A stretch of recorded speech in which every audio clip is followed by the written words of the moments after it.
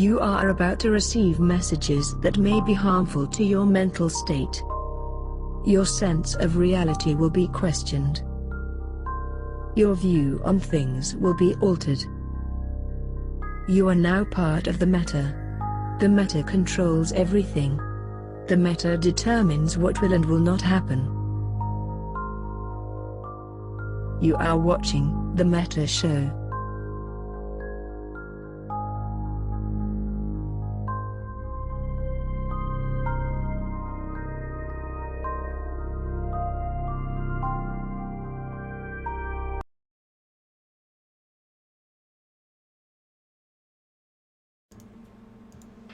Yay, I didn't break it. We're live.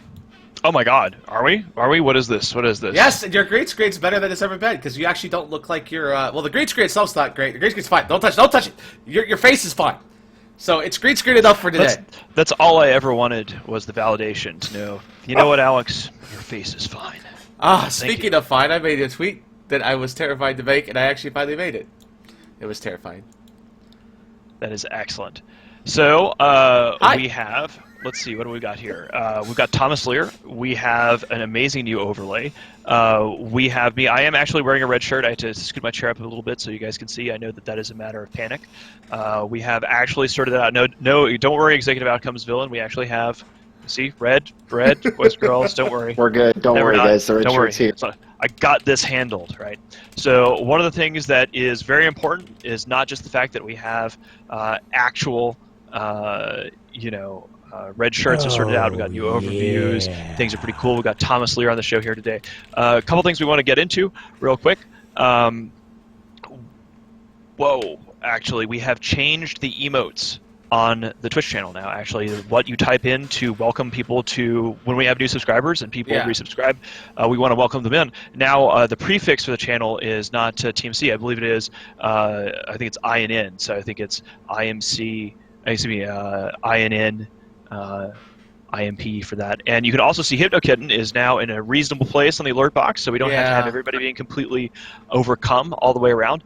So Zalman just subbed. We're going to do, as usual, shout-outs for people who sub. Yeah, I'm keeping track on a notepad now, so I'll be able to have all that 100%. But, that's fantastic. And also to answer the question, someone's curious about the some of the new things that are appearing. So you'll see on port 66, he has what's called a cheer of 1,000. Those get bigger, like the little crystal. The more cheer you get, cheers are just like a way to donate, I guess. And it's like 1,000 cheers, $10. So that's the icon for that. And then Twitch Prime has its own sub now, like a little extra icon. And then there's also moderator icon change, I think.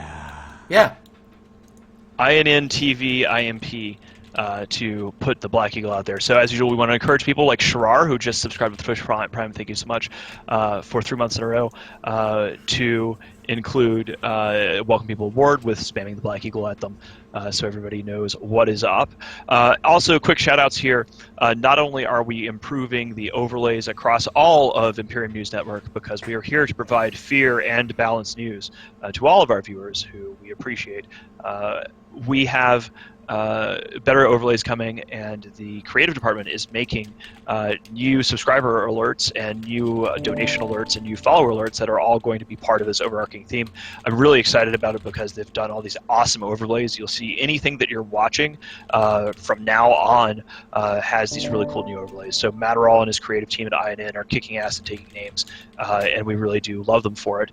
And speaking of, actually, Boat, you were going to say something. What you got there? Oh, Skeptic Nerd Guy also, because he makes all of my nameplates for the show. That's right. Skeptic has been doing the nameplates, and Skeptic runs the streaming department. Yeah, so he had me a nameplate for the show, last night, and then Sadis is supposed to be here, by the way, everyone. We were going to talk about spying, but Sadis at the last minute got great seats at the Seahawks playoff game today, and is going. Lucky ass. I see how it is. Yeah, so I told him that's fine. Go have fun. That's amazing.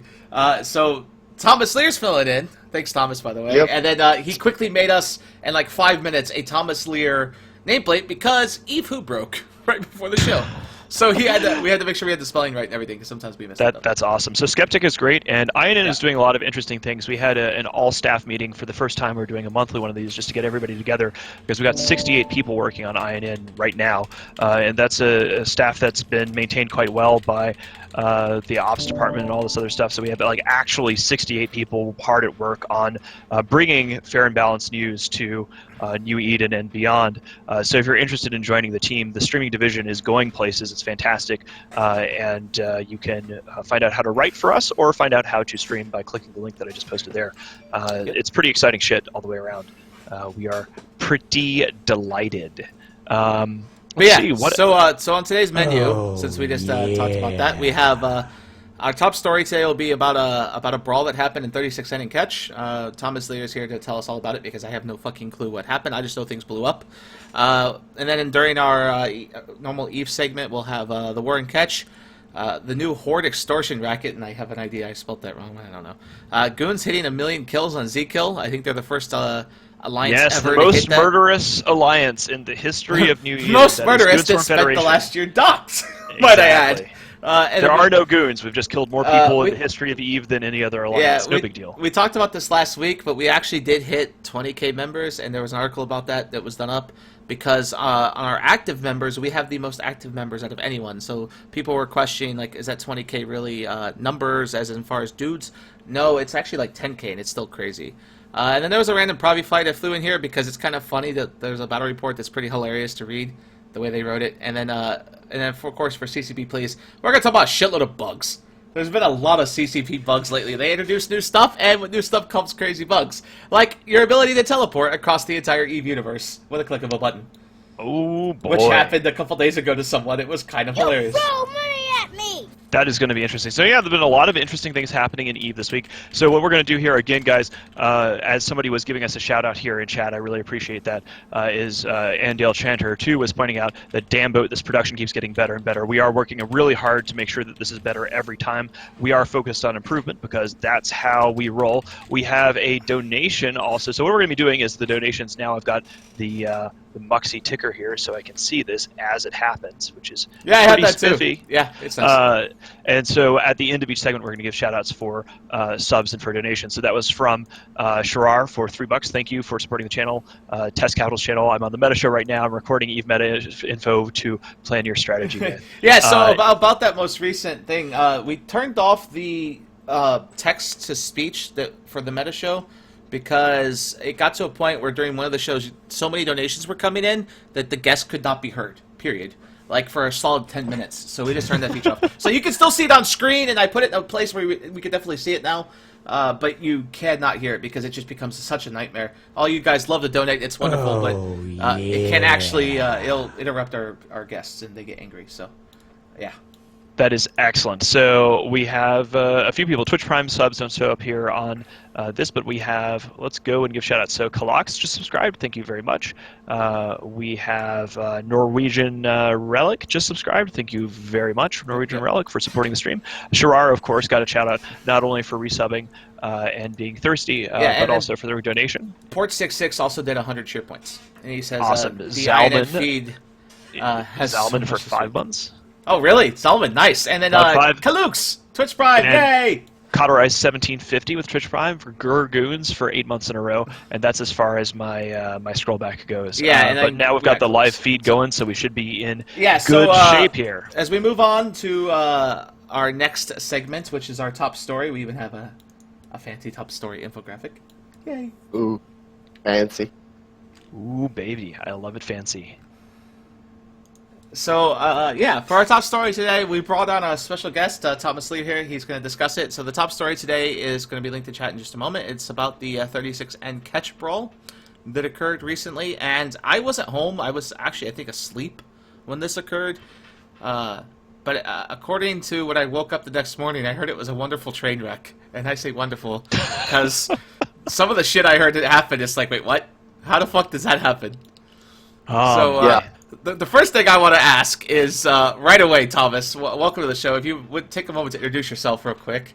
Yeah, well, thanks for having me on. Hi, I'm Thomas Lair. I'm an FC for the Imperium, and I like to wallop hurricanes, so, yeah. As one does. Oh, yeah. But yeah, no, the 36-10 fight, yeah, exactly, was a train wreck from the start. To kind of go back a little further, this entire week has just been a bad week for Titans. Like, you know, we've had a lot of people jumping instead of bridging, including myself. We've had people not scouting imposters. It's been pretty great if you're a Titan pilot.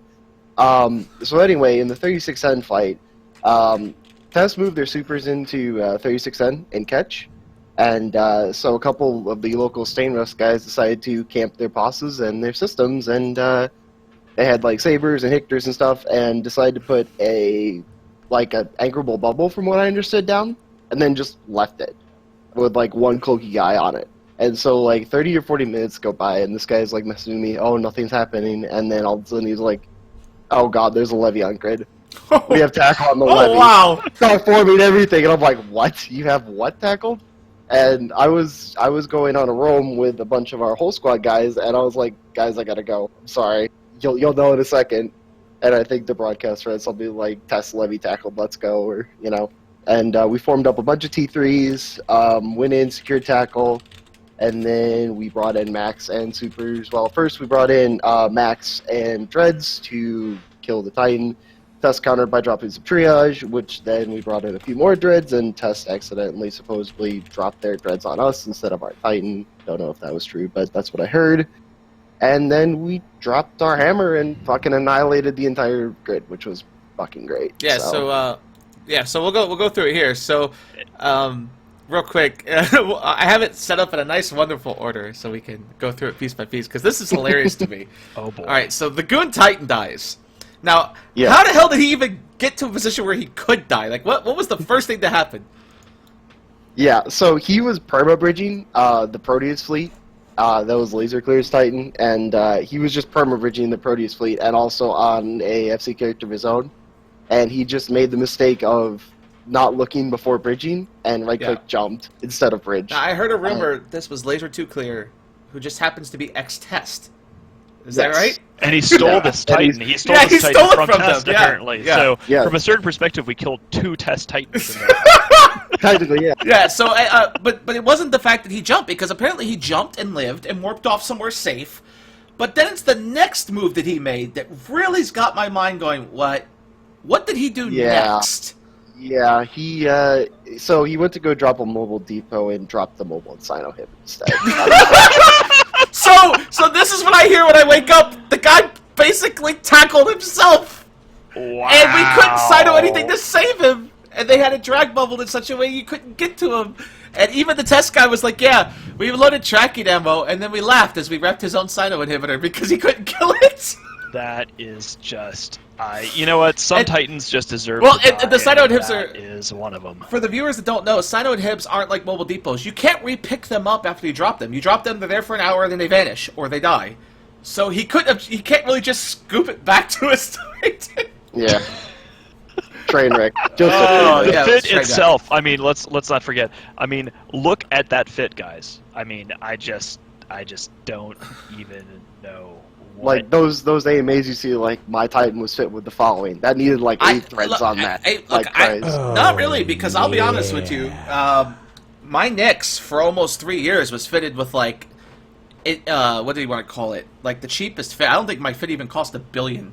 I didn't have implants or anything because I knew if I was going to get tackled and died, I already lost 3. I was going to lose another one. So I didn't give a fuck. And if it would have died, well, because it had lots of DPS, it had like faction damage mods and shit, but it didn't have any tank. And I was like, oh, if it dies, it DPS dies. tank. Yeah, DPS tank. DPS tank. Yeah, right. Yeah, that would happen. So then we have this test Titan dies, and of course, how could they not have saved him? Because I mean, didn't they move everything into like that area just that day, right? So did they not throw like 100 facts at this motherfucker, or did they just let him die? I'm not sure if they just didn't throw it at it or they didn't have it around, but literally, I saw them logging in rags on grid and stuff, so I think a lot of their capitals were actually in 3610 and they couldn't jump into the fight to save them. That's kind of just my guess, though, based on what I saw on grid. So, but yeah, then... That's interesting. go ahead. No, keep going. You're the one talking. No, but yeah, I was there. We saw, I just saw the faxes jump in. They jumped in 5 faxes, and we killed those, and then... Yeah, he just stayed a bunch of dick when we jumped in. I think 50 Titans in 26 20 Titans, 30 Supers, and DD'd his ass. And at some point, you know, we're going to be getting to the point soon where it's my turn for the story, and this is like cringe o'clock. So I'm just waiting here with my mouth shut because. Well, I mean, the thing you're going to get to, I see your note right here. I'm going to laugh at this, and I'll tell you why it happens. And it wasn't actually there. So all right, so we're talking about. No, I know. Go ahead. I know exactly. Go ahead. No, we're not there yet. I mean. Well, all right. So the fight happens. Here's a link to the battle report, and I'm logging in an alt that happens to be in V-3 because there might be another escalation path happening right now on a whole bunch of dreads. Awesome. If we can end up with like a live feed of what's happening, I've if we got get it like there. the outside the We're about to Fortizar find view. out. That fight is still going on, guys. Yeah, we'll get to that later in the segment, but it's not over yet apparently, and no one's I really talking like to me, the fact that we have on the meta show the ability to do the talk show while also showing gameplay. That's one of the things that we did as a new thing on the Undead Zone just before this. Instead of just having dudes talking about a game, we are also like trying to show gameplay for the game while we have dudes talking about the game. So that should be pretty sweet. So yeah, still 1500 in local. They're still not done reinforced. It's still full tide ISO, and a whole bunch of Sinos are up. So I'm wondering what happened here. This is a hot mess. I mean, the last time that I was looking at that fight, Villy had jumped in his Titan and actually Lance doomsdayed a whole bunch of rattlesnakes from Stainwagon, which was a very ballsy move on his part and well played. I don't know whether it actually... Okay, the first Fortas are reinforced. The second one is still repairing. 6 minutes left. So they got the repair cycle off a little bit, it looks like. And it's paused now, almost reinforced again. And let's see if they're fighting. Are they fighting? I need to watch boat warp in real time here. This is going to be fantastic. I see Titans on grid still. The Russians on dock again? Shit is pretty real. I see a few all battleships, the way but it doesn't look like they're fighting. Okay, so one of the things that we are, so yeah, just in terms of that, there was a big fleet fight over what was happening, and basically all of the hostile subcaps, hostile to the Imperium, ran after Razor Clear's Idiot Titan. We vaped the Test Titan and a few Minakawas that had jumped in fax machines to try to rep it. Weirdly enough, at least the last time I checked, we actually came out ahead on the ISCOR, even counting the nonsense with the jump instead of bridge accident Titan. And then I think it was after that that everything went promptly to hell. Looks like Russians undocked and tie-dye, so they couldn't get back to the dock because it's a bad dock. But yeah, a lot more supers. Revenant from Tri on grid right now. Ooh, wow. Interesting. That's looks a big like Tri dropped their Wyvern fleet. Yeah, supers and Titans on grid right now. Looks like a Tri Titans. Yeah, a bunch of Tri Titans. What? Test and Tri Titans on the same grid, not killing each other. And Tri Super Wyvern fleet here. Yeah, it's the Wyvern ball from Tri. War makes for strange bedfellows. That is absolutely the case. Oh my! So all right, so back to this. Go ahead and say your piece because I'm going to add to this too. There's a funny. Oh my bit gosh, after Gerard, that. is that a 10,000 point cheer? What does that even mean? That's $100. That's a $100 donation right there. I'm pretty sure. Sexy people are thirsty, so thirsty. Wow. Yeah, if that's what I think, if it is 1,000, if that's 10,000, yeah, that's $100. He just donated $100. Wow, thanks, Gerard. Holy shit. Thanks for supporting the channel. Thanks, man. And what's crazy about that is that he'll be at the top for a long time because it doesn't change who's at the top until someone tops him. Damn. That is really cool. Thank you, dude. Thanks for supporting the channel. Yeah, that's awesome. So okay, so go ahead, Mittens. You wanted to add a bit to this top story here. Now, okay, so about a few days prior to that, we had gotten a Sinojammer installed. AAA had installed a Sinojammer in a system called HY-TAC-R, which is where the Imperium has a Fortizar, and that was the place that we used to jump into Eastern Catch. There's a massive gulf of space between Eastern and Western Catch. The Imperium is primarily interested in protecting Western Catch because that's the invasion pathway into Aquarius, as well as assisting our allies in Stainwagon where we can. So we take our entire super capital fleet and we jump that shit in there, and then it's time for us to go ahead and come on back. And it turns out that the Sinojammer has been re-onlined. It had been taken up and down and up and down. They put it up, and nobody from AAA was around. We tried for like 15 minutes or so. Thankfully, like Test and these other guys who had been dropping on were like, okay, well, Goonstorm lost a Titan, and the Test Titan is dead, and so whatever, who cares? And they like ran off to go do other stuff, while we're sitting there going, fuck, fuck, fuck, is there anybody from AAA awake? And we couldn't get in touch with a single human being from AAA, so we ended up having to down their jammer ourselves. using our dreadnoughts, just randomly gating in next door from EX6, and basically we could have had people drop on us and left our dicks completely swinging in the wind.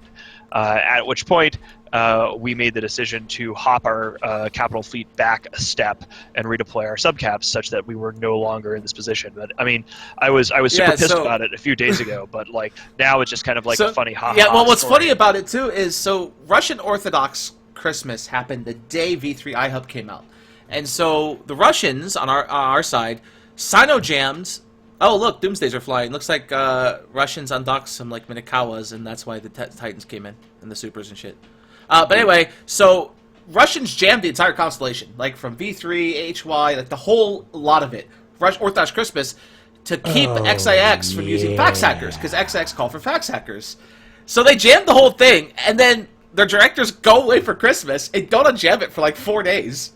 And so we go into this next fight, and none of it's been unjammed because none of it's been touched in like days. And so, like the day we doing the cat thing, I wake up going, "Why did the fuck did they not unjam it?" And it's like, well, because someone's like, "Well, we never asked them to. We asked them to jam it, and then not unjam it." And it's like, way to go, guys! Oh, it was funny. I laughed so hard. It was just yeah, it was great. But yeah, I mean, we got a Titan kill, so good job. Yeah, and that was one of those snatching defeat from the jaws of victory situation. We did end up coming up slightly ahead in the ISK war, but it was a it was a good aggressive play, right? Like this is the thing that we're looking to do more and more in Goonswarm. And for those of you who are in the Imperium, as I broadcast at the start of the meta show, we have had all of our people working on things today in the directorate. The Illum meeting was pushed back. We're doing stuff, which means that the Fireside Chat is going to be after the meta show, and we're going to be talking about this on the Fireside Chat, is very aggressive use of capitals and increasing that. Should be fun shit. But the wider war is what we're going to be talking about next up on the Null-sec Power Hour after we give some shout-outs to subs. And it is really sort of a fascinating display of how nobody really wants catch, and you're starting to see people in the Traders' War taking territory that makes it clear that catch is basically just a transit region for both Stainwagon and for Testco. So what's actually happening on the Sov map is sort of this really weird, fucked up thing. But let's so we're going to be moving into Null-sec Power Hour here in just a second, shout-outs. and we're going to do shout-outs first. Sirhan Blix, Twitch Prime subscribed for 18 months. Thank you so very much. And CS Shuffle, 15 months. So resubscribe with Twitch Prime. So thank you. That and was Where's Wally for 4 months. And we had a cheer from Omni, and of course a fantastic 10,000 cheer. So from Shirar. The cheer is supposed to be limited to 300 because of the way that the $3 thing works with Twitch. And I don't know if that's on right now, but they're looking into that. I don't know if they're looking into it. I just probably told them just now. I have no idea. Because it's the same as the donations, right? The donations, the reason, guys, for those who wondered why the donations are limited to $3 is because of and Twitch getting DX3 Steve there just we go. subscribed right then. So yeah, that's why you'll see it. Please welcome people on the channel by spamming some Black Eagles for them because yay, show some love. Okay, so we move into the Null-sec Power Hour with a click of a button.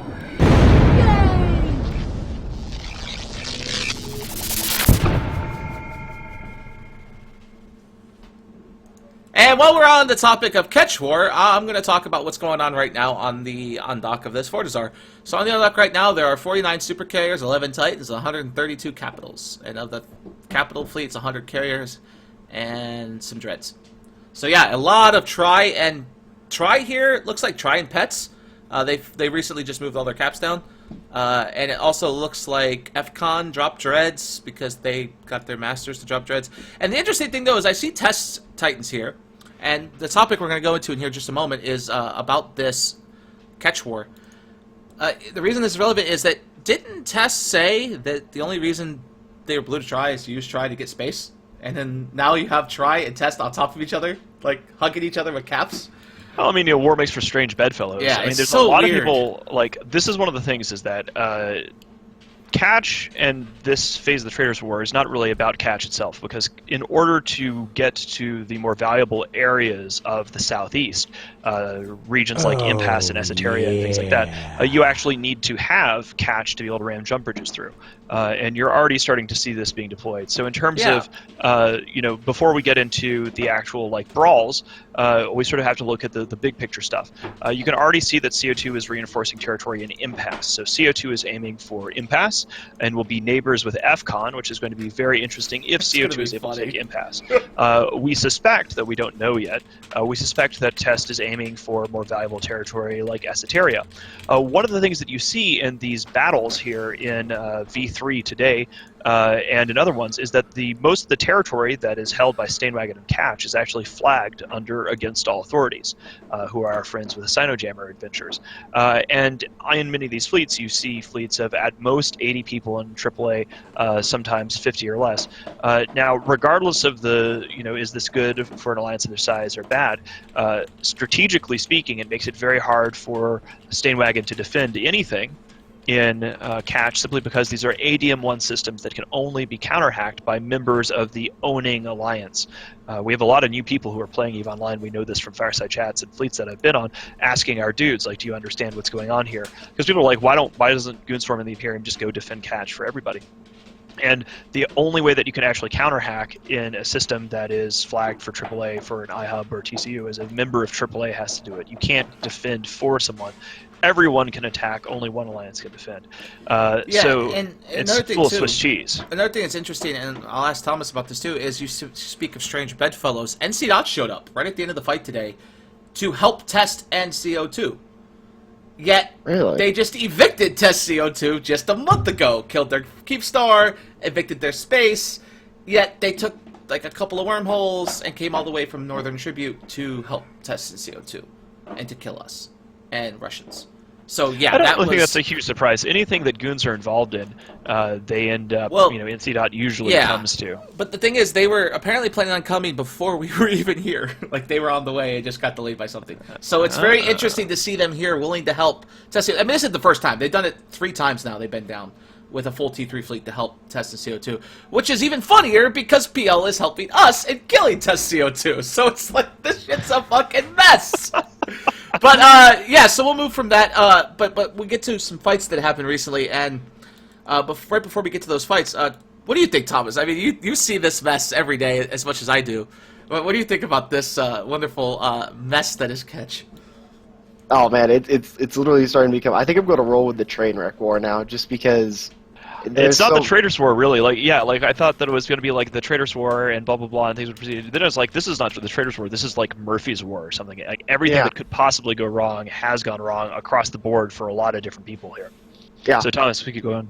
Oh yeah, no, yeah. It's interesting too, because like as you guys said earlier, nobody really wants to live in Catch, yet we're all like, we all have interest in Catch, and it's a fascinating war to be in because you see the different sides and who's willing to shoot who each day, and it's quite interesting, because I haven't been around for every war, but this is something definitely for the ages. Yeah, so. Looks like it's reinforced, and they're all about to go home. They're all lining out. So, well, we'll move on here real quick. We're gonna go into each battle, and I have some comments about each one of these. This is what makes them really funny. So you'll notice this first link I'm gonna link is of a battle report that happened in ZXIC. It was a brawl that resulted in 70 billion dead, and by 70 billion, a lot of Russians died. Let's be honest here. And to quote my Russian friend Raven, he's one of the FCs for the Russians side. He says, as I link this report when my computer stops shitting itself. Oh, yeah. He goes, we're fighting 4 fleets. We are going to die a lot, but we don't care because we just fragged 2 of them in the process. Wow. Like, he lost like 60 billion in rattlesnakes, but he was fighting like 400 versus 150. It didn't give a fuck. He's like, yeah, we're just fragging dudes. And my guys are loving it. So let me try and get this link. Hold on. Yeah, sometimes those fights are just the best. Ah! What the hell? I don't know what you did, but I think you managed to completely obliterate the link there. I think you need to hit Control-Z a bunch to get the link back. There we go. There we go. It's fixed. Sorry, guys. Oh, Thomas broke it. Thanks, Thomas. Pushing talk keys are hard. That's fantastic. Okay, so yeah, Thomas just broke the link. Give me 30 seconds to get the link. But yeah, basically a big fight happened, and this has been kind of a common occurrence in Catch. Like, the Russians are outnumbered. They ain't got to mince words here. Today there was 1,400 bad guys versus 600 Russians, and then our numbers, I think we had 350. But even then, it was still a numbers game, right? There's a lot of dudes here, and the shit's hilarious. But the way they react to it is always what makes it funnier. Oh. Man, my push-to-talk's fucking up too. Hold on. Murphy's War, boys and girls, what can I say? It seems to even extend to the meta show. There's the link. So there we go. That's the ZXIC fight. So basically it was like, we ask, okay, all the enemies are formed. What's going on, Russian bros? And they're like, we're brawling. We're having fun. We're killing things. We'll talk later. And then they're like, a minute later, they're like, we just killed Oma Navy fleet. They're dead. They're gone. And then we're like, okay, what else is happening? They're like, oh, we're killing hurricanes now. Okay, they're dead. And it's like, okay, what else? And they're like, oh, there's a nightmare fleet now. Hold on, we're fragging that. Oh, wait, we're out of guys. Wow. So if you look at the battle report, they lost a lot of shit. Like, a lot of rattlesnakes. I think they had Dr. Rattlesnakes at the end. They lost a bunch of Gilas. But Gilas aren't designed to fight things that can actually hit them. They're designed to sit, like, right outside your range and to do drone things. And so they've just been having fun with them. They showed up in their day to do Gilas on some stuff, and it's just absolutely hilarious to watch. So that was ZXIC. And then we move on to another fight that happened. If you'd like to read more of this battle report, I'll have a link for you in a minute outside the battle report. So the next one is a 9KOE brawl. Again, this is another situation where the Russians were like, yeah, we're just going to go brawl and see what happens. And they immediately zonked a bunch of shit and lost...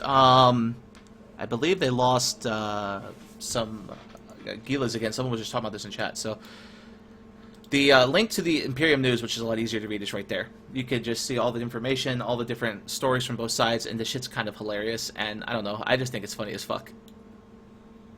Yeah, we could do that. Yeah.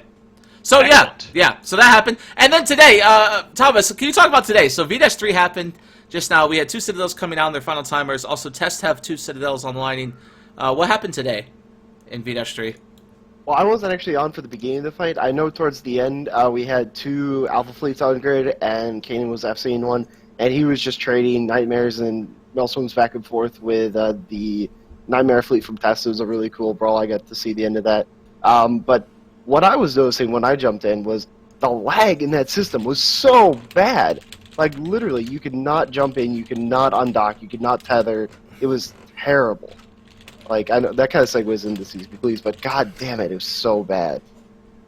This whole thing is like it is really interesting that like CCP. We will be talking about this later on the show, but you know the game is really unstable. Like to the point that like they had a big patch and then they had to roll the patch back, and even after that, stuff is just we'll get to that in the CCP Police segment. We're gonna talk a bunch of stuff that's happening.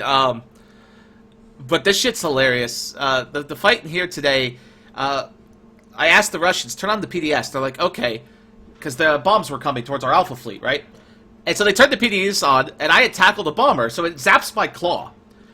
They leave it running, but it never fires again. Doesn't kill any bombs, doesn't kill any bombers. Puts them in, like, structure, but because they have more HP than the first volley, they didn't kill them instantly. And their bombs all explode on our Alpha fleet. And it didn't do any damage to the Russian drones. The Russian drones survived the PDS, but the shit just broke. Then their gunner crashes, and they couldn't kick him out of it. Like, they couldn't kick him out of the Fortizar, so no one else could regun it. And, on top of that, their new fleets, like the reinforcement fleet, couldn't undock, and it told them for 15 minutes, please wait, you're trying to undock, and you can't undock right now. So it was just an absolute train wreck with the Citadel, and what we're finding in these fights in Catch, and it's a good, I guess, learning point for anyone that's participating in this war in Catch, Citadels are broken as fuck, and relying on them as a defender when you need to rely on them might not work at the end of the day. So that is getting very interesting to see. You know, we had one of those. I guess we'll be talking about this in CCP Leads. We had one of these just totally break on us, right? Like in Fort Tango 7, like a fort just stopped working, and that is a huge mess right there. Yeah. But yeah, no, it is really interesting to see. There are a huge number of dudes who are all after Stainwagon, just this massive blob. Test has hired Mercenary Coalition. You have FCON, Tri, CO2, because Tri owns Spectre Fleet, and Spectre Fleet is basically just Jane Fill-In doing whatever Tri. You're seeing a lot of renters too, because Like, Yep. to give you an example, not to go over you, Lumpy is moving north. They blew PL, they've got Space and Tino, yet right now they're on grid with 20 carriers, helping Tri, right? So they're in the same cap fleet the Tri's in, because they're aligned together, they jumped in together, yet they're supposed to be going north, and that... Oh! That's what I forgot to include! Lumpy lost 3 Titans this week. Lol. We'll go to that in a second. I forgot to include that. That's find right. the link. I forgot about that too. This is even 2017, boys and girls, where you can literally forget about and 3 Titans got lost. Yeah, so we'll talk about that in just a second. But to keep going, there's even though this fight's well over, it's just like a mess. It's such a great, lovely mess. I love it. Okay. Okay, so we're gonna. I'll find that battle report for those 3 Titans, but we'll move on here. Horde moves to high sec and begins extortion racket.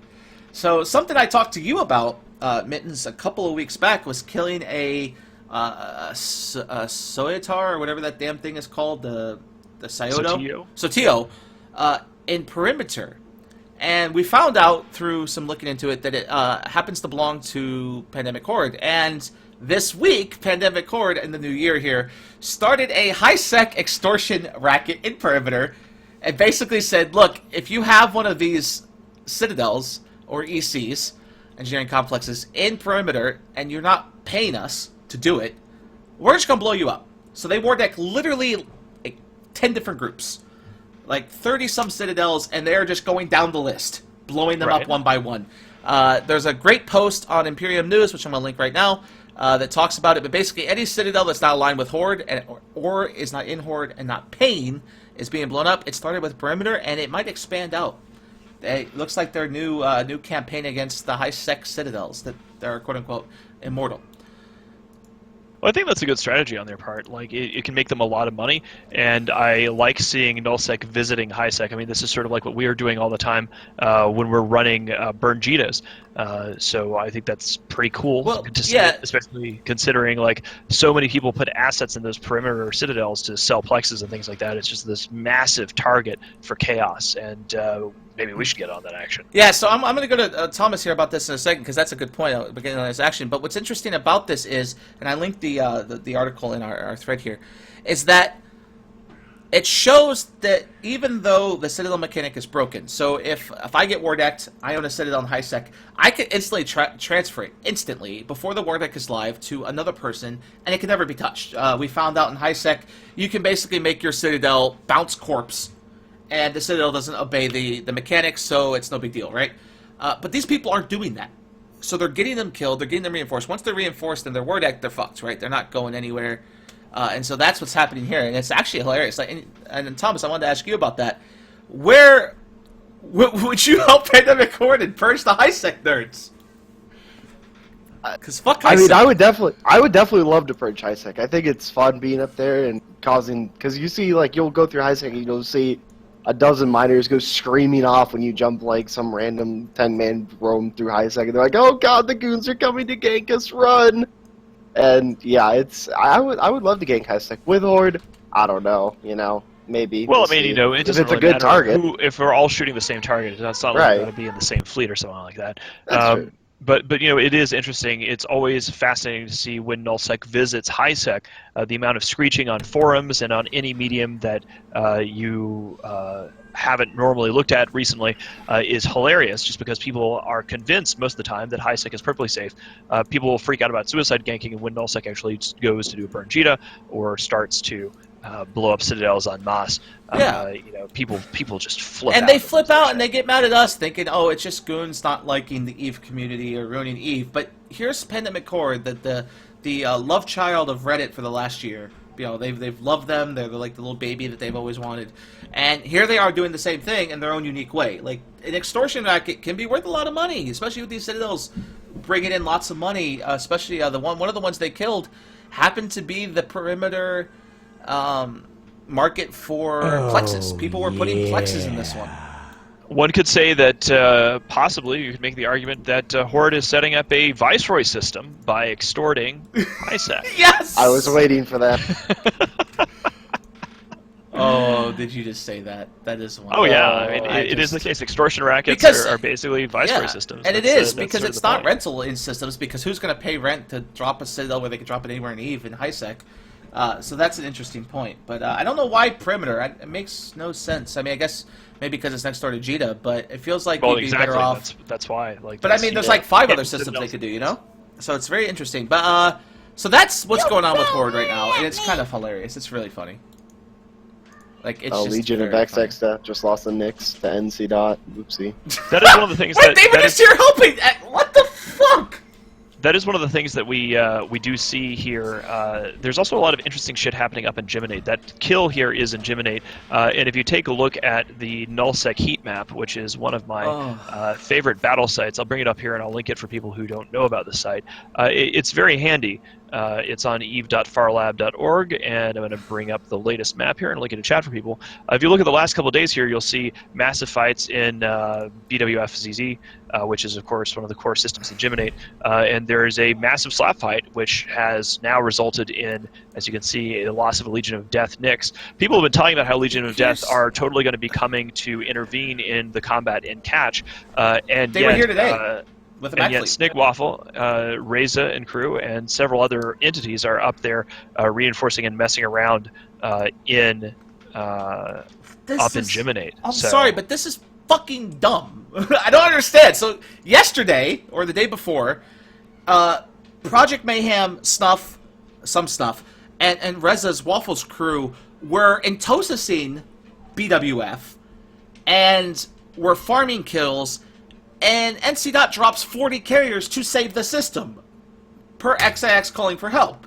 And here they are, killing a Legion of Death. Not like a Shadows of X-Death pet. A Legion of Dex Nyx in their staging staging region. It's like, what the fuck? Yeah, wow. This makes no sense! Well, I mean, it sort of makes sense from a strategic perspective, because I think that, you know, NC Dot, with holding tribute in that zone, they actually have strategic interests in the long term in things that are happening in Geminate and having a check against Legion of Death. By contrast, this whole catch thing is basically just content for a lot of people in EVE, using the phrase of the Redditors to say it's content. Yeah. You know, there's no real strategic interest down here for NC Dot or many of these entities. They don't really give a shit. It's just something to do. One could argue, and this is a thing that I saw Nominate was mentioning to me earlier today, is that it's entirely possible that one of the reasons why we have so much activity in Murphy's War, the Traitors' War, whatever we want to call it, I'm going to start calling it Murphy's War, as Nosy Gamer said earlier, the Gremlins' War.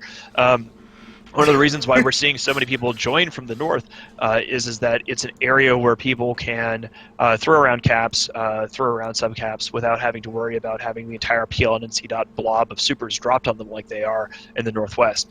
So I think you're sort of seeing, as these super blobs from the various Apex forces get larger, they displace subcaps into territory. Now, of course, we do have lots of caps and super caps being used in the catch conflict, but it's people who don't normally use them without fear of having Here's a funny thing to note. The corporation in Northern Coalition that killed this Nyx is her, who, if you remember, was the lead one of the lead corporations of Morsis Mihi, who attacked Russians in Geminate, which caused the Northern Coalition to die. So this is hilarious. It's like, it comes full circle in EVE. It never stops, and it's so fun to watch. But yeah, oh my god. So we're going to move on from there, and I'm actually going to take off the probably thing because it ended up being not really very interesting. So we're going to move now to Goonstorm hitting the 1 millionth kill, and for those of you that don't know, there was a lot of propaganda, and I'm talking a lot. Thousands of posts on Reddit about how we don't undock, we don't fly ships, yet there was always that routine post that got downvoted of, well, then why are we at the top of 8,000 kills, 9,000 kills a month? Like, how is this happening? And according to ZKillboard, even though their records don't even go back a couple of, like, the first 2 or 3 years of EVE's history, we have now hit the 1 million kill mark, the first alliance in the game to do literally, Goonstorm Federation is the most murderous alliance in the history of EVE Online. And it gets even better. All of New Eden.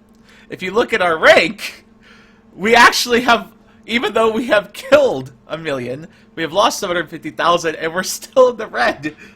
So we've killed the most ships, but we're actually 47% good on killers, like 47% dangerous, and 53% passive, according to this. Bad at EVE Online. Yes. Well, we are absolutely the worst alliance when it comes to EVE Online.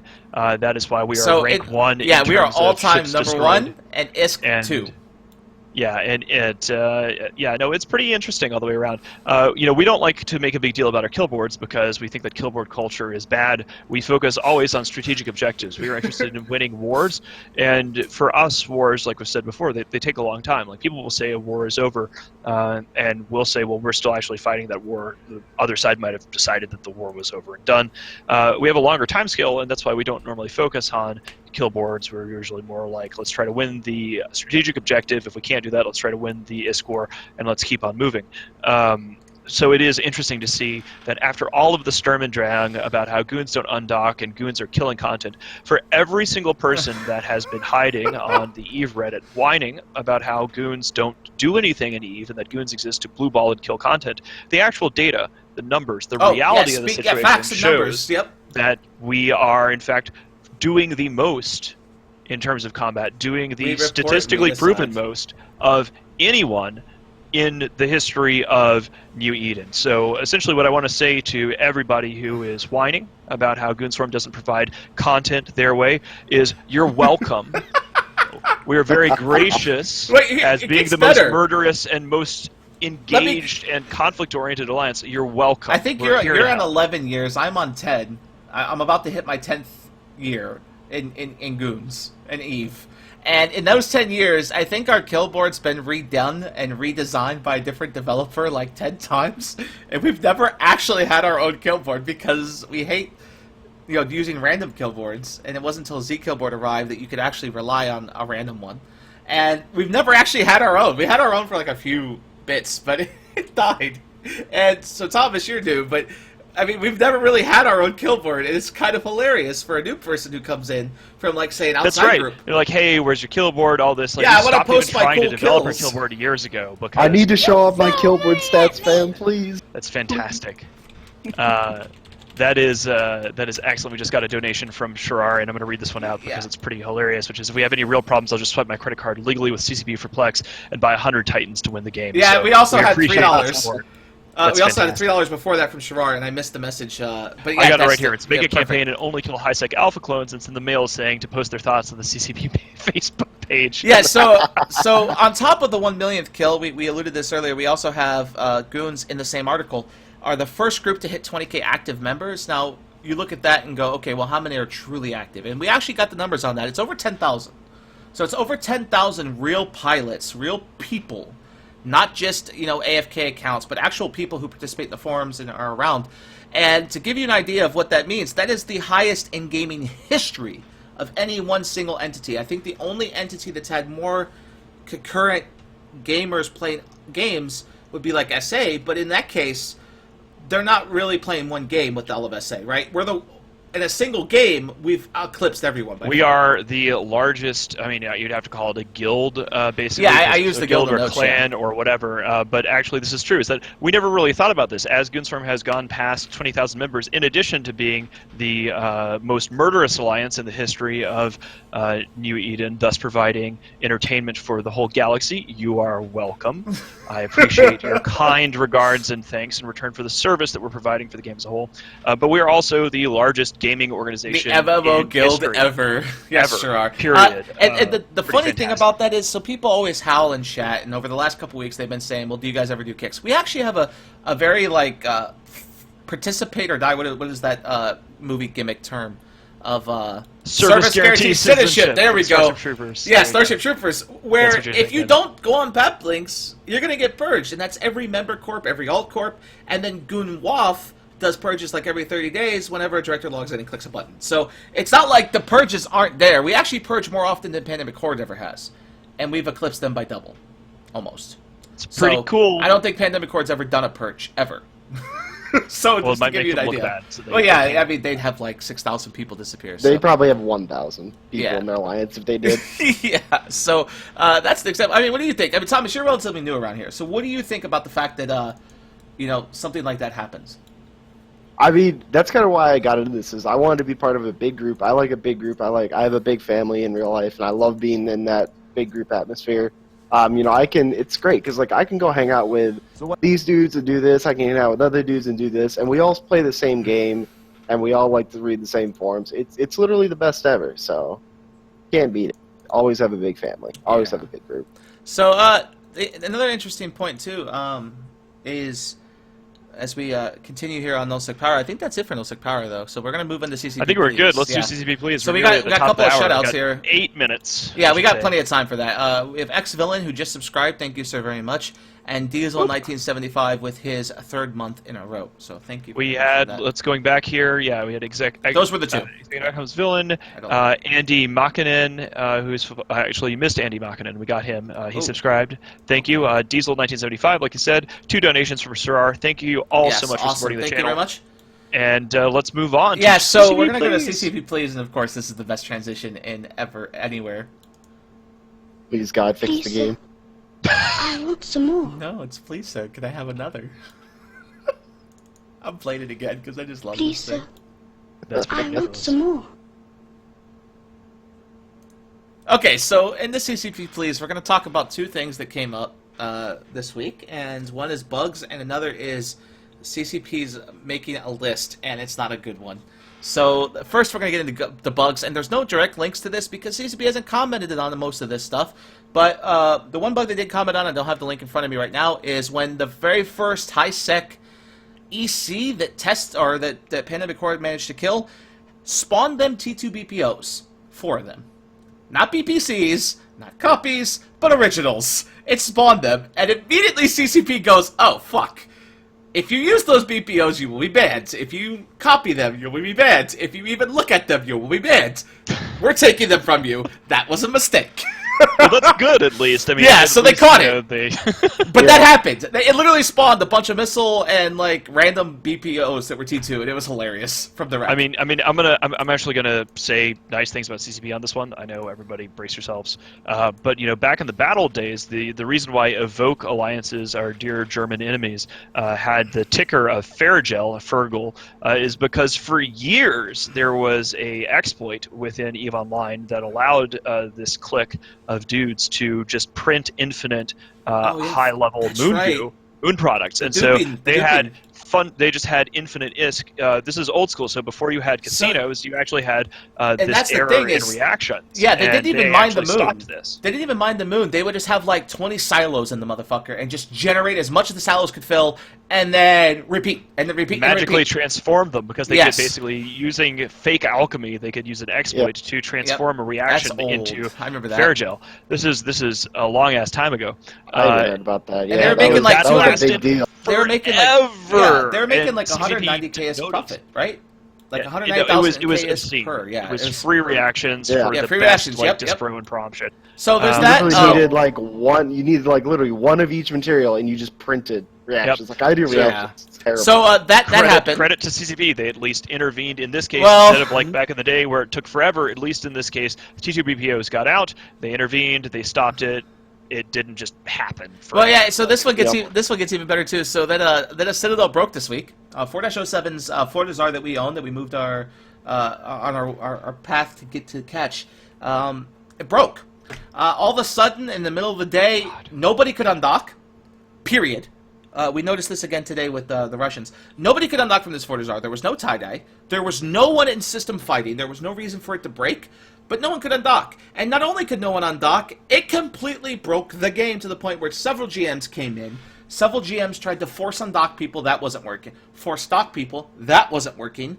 They couldn't, like, do anything but look at ship skins in this Fortizar, and eventually got to a point where the GMs couldn't do anything and said, okay, you're just going to have to wait till downtime, it'll fix it downtime. And that's what happened, it fixed it downtime. But that's happened in the past with one specific Ragnarok belonging to Morsus Mihi. The GMs couldn't get it to log off, and 9 hours later it died, and they reimbursed it because they expected downtime to fix it, didn't make it to downtime. So that happened with that Citadel. Then it gets even better. And we can't go much further. Today... Wow.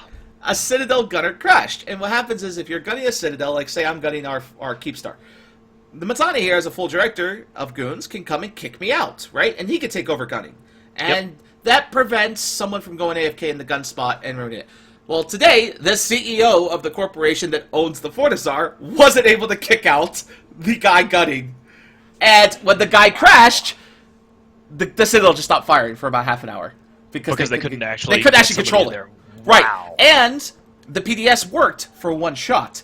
It fired. The guy's like, the PDS is green, it's working, but it wasn't refiring. Kind of like the old smart bomb bug, if you remember back in the day, where you couldn't hit your smart bombs multiple times, or your guns, you'd have to press the little button.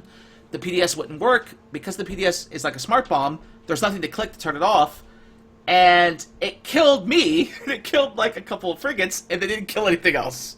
And that's the point defense system for people who are not aware of like Fortizar mechanics. You do it it's to a stop really bombs. Critical thing. Yeah, it zaps frigates, and anything that's not tanked will get obliterated. Like, it kills cruisers insanely fast. It's got a 27k range from the outer edge, so that gives it like a 100-kilometer range from the center, and it's designed to be a bug zapper. I mean, I've lost a couple of fleets to one before, right? It happens. You get zapped, and it wasn't working. So that was an interesting thing to happen. And it does look really cool. Oh, it looks awesome. Yeah, look, guns. Oh, that's great. It basically locks anything on grid and shoots at it, even if it can't kill it. I mean, in general, I want to say that Citadels have made EVE a much better game. Like, the team that has made Citadels have done great work. There's just a couple things that are really kind of missing here. Right. And as we're closing out the show here, I want to leave CCP with this one thing, which is one of the biggest issues. The CSM has brought this up. This is just an important thing. Is we need to have. Sorry, we've got something going on over here. What we need here is insurance. People need to be able to insure their ships in Citadels. This is one of the critical aspects of Citadels that is missing from the code, and we need to just have that out of there. So, like, one of the things that's just a core aspect of the game, besides things breaking, if people could actually insure their ships in Citadels, that would be pretty nice to have. So there we go. That is it. We need to figure out before we're gonna round this show up here. So before we next week close out, what are we doing next week? So next week it will be about spying, which is something you love. Sadis, the resident Moonstorm spy guy, is going to stop by and tell us about what he does in EVE and talk about spying in general. And he's going to be very vague, and you're not going to have any idea what the fuck he's talking about because he can't. Opsic. But Sadis is really fucking awesome, and so he wants to stop by and chat. He was going to be here this week again. He apologized at the last minute. He got tickets to the Seahawks game, which I don't fault him for. I would have took those tickets any day. It's the playoffs, and he's a big Seahawks fan, so that's really fucking cool. That is fantastic. But that'll be next week's special guest. Will be Sadis, and I might actually try to get some spy masters from other alliances. I was working on it this week. I couldn't figure out who they were. I was real busy, but I had Sadis for sure. So how do we know Sadis is a spy? Because Sadis is Fred Flintstone, and Fred Flintstone don't lie. That is very true. All right, boys and girls. So, I think that is it for this week's Meta Show. Now, if you're a member of the Imperium, like I said at the start of the show, we are going to be doing the Fireside Chat in about 5 minutes after the show ends. We're going to get everybody together and mumble and go through what we did get to talk about today because we were busy with doing things. So we're going to have the Fireside Chat very shortly, and I look forward to catching you all there. And once again, thank you so much to our guest, Thomas Lear. Yes. Thank you, Boat, for being the hostess with the mostest.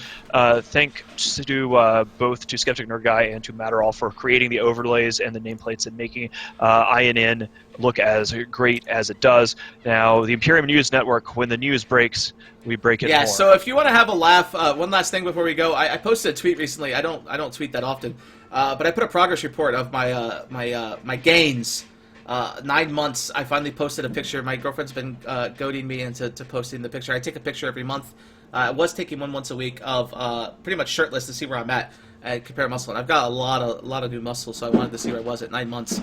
And so I'm down 60 pounds, and I'm up like, I don't know, probably that much in muscle. So yeah, it's pretty fucking That is awesome. Congratulations. Yeah. Losing weight and congrats. getting swole is something that all of us nerds should aspire to. And speaking of getting swole, I threw up 300 pounds on bench twice, so yeah, it's going well. PRs deserve to be celebrated. So that is awesome. I feel like talking about. I don't know. A lot of people saw it. Is kicking ass and taking names. All right. Pixar didn't have thanks so picks much. on Wait, there, are we doing that's are you doing the boat show? Yeah, boat show next, and I'm either going to gas the Americans in Battlefield 1, or I'm going to get my town killed and banished. I haven't decided yet.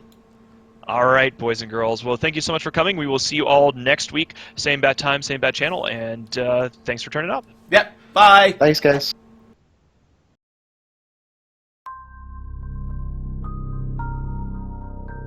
You are about to receive messages that may be harmful to your mental state. Your sense of reality will be questioned.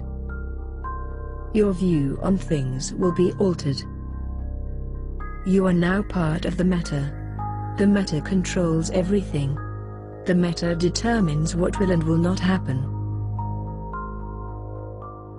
You are watching the Meta Show.